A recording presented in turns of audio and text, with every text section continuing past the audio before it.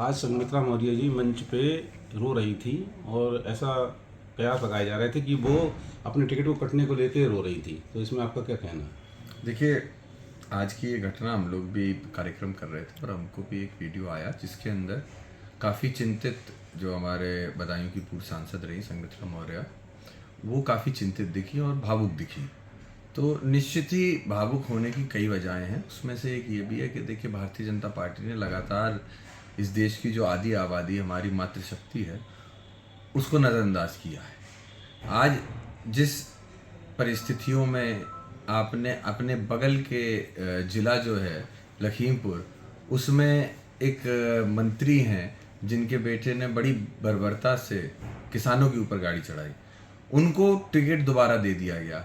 लेकिन संघमित्रा मौर्य को टिकट न देना कहीं ना कहीं ये उनको एक क्षति पहुंची है और पहुंचनी भी चाहिए। जिस व्यक्ति ने इस क्षेत्र में काम किया हो, भूमि हो, तो वो कहीं ना कहीं उपेक्षा रखती है पार्टी से। और जहाँ तक बीजेपी की बात है या प्रधानमंत्री जी की बात है, तो इन लोगों ने हमेशा महिलाओं की अनदेखी की और बहुत सारे मुद्दे ऐसे आए। चाहे आप जो एथलीट थी उनका मुद्दा देख लीजिए, मणिपुर का मुद्दा हुआ, इन सब में जहाँ महिला उत्पीड़न का मुद्दा हो, इन सब को दबाने की और अनदेखा करने की प्रयास भारतीय जनता पार्टी की हमेशा से रही है। और उसी का परिणाम है कि आज जहाँ पे संघमित्रा मौर्य जी इतनी भावुक थी, उसके बावजूद भी पार्टी में किसी ने भी संज्ञान इस चीज़ का नहीं लिया है। भाई, संघमित्रा मौर्य जी से जब बाद में पूछा गया इस मुद्दे पे, तो उन्होंने कहा हम राजा दशरथ की कहानी सुना रही थी, गुलाबी देवी जी राजमंत्री मौजूद थी, इस वजह से हमारी आंखों में आंसू आ गए, हम भावुक हो गए थे। देखिए, राजा दशरथ जी की कहानी रामायण हम सब ने सुनी है। एक बार, पहली बार तो कोई सुनी नहीं होगी, कहीं से हम भी सुनते आ रहे हैं बचपन से।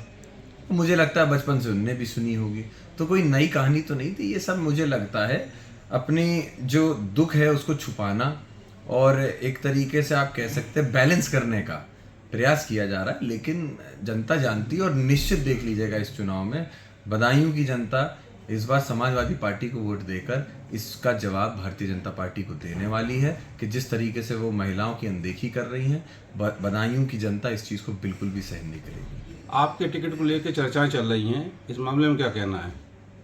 देखिए, चर्चाएं चल रही हैं और चर्चाएं नहीं बल्कि यहाँ की जनता ने आज कार्यकर्ता जो सम्मेलन था और पहले भी हुए उसमें इस बात को रखा है। लेकिन समाजवादी पार्टी अपने नेता, अपने शीर्ष नेतृत्व के आदेश पे चलने वाली पार्टी है।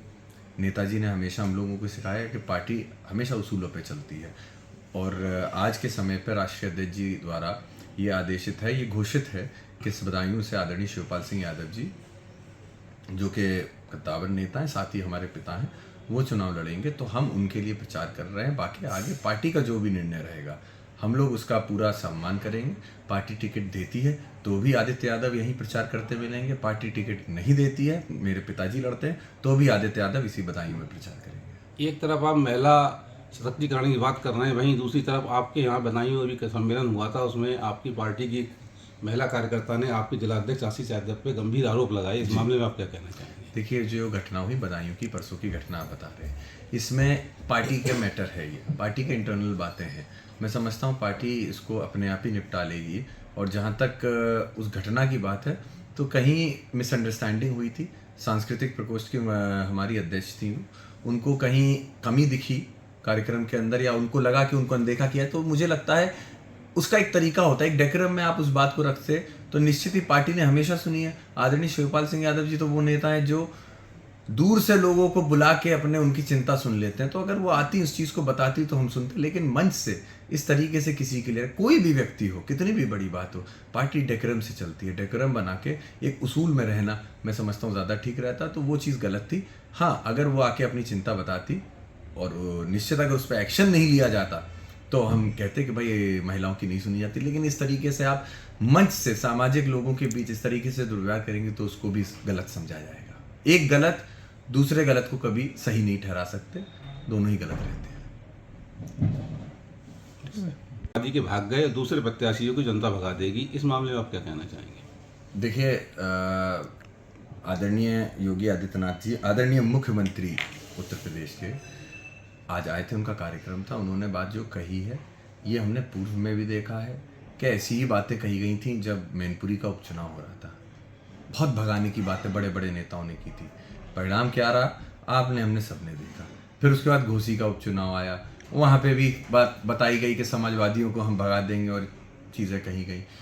उसके बाद आदरणीय शिवपाल सिंह जी वहाँ पे गए, पार्टी के सभी नेता सभी कार्यकर्ता जुटे, समाजवादी पार्टी सीट को निकाल के लेके आई।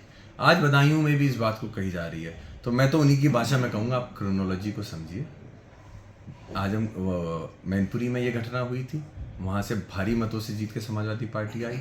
घोसी में ये हुआ, भारी मतों से समाजवादी पार्टी जीत के आई। बदायूं में अगर उन्होंने ये बात की तो मैं समझता हूँ इस बात को कहने से उन्होंने ये संकेत भी दे दिया है कि आने वाले समय में भविष्य में 7 तारीख के बाद जो परिणाम आएंगे, बदायूं से भी समाजवादी पार्टी भारी संख्या से जीत के आने वाली है।